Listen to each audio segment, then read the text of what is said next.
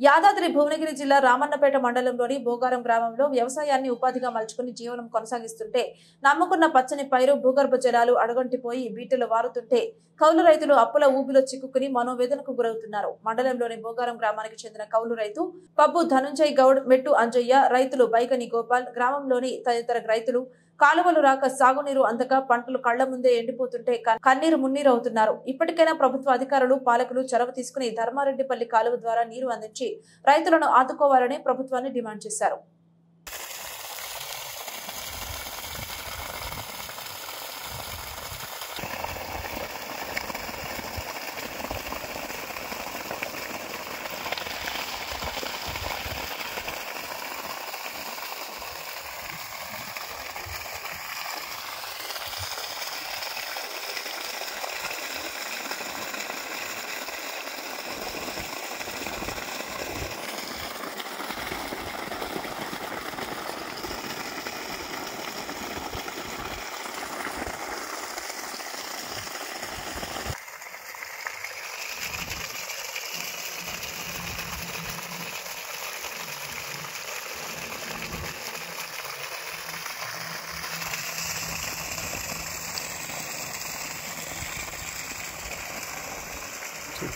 బాగుంది.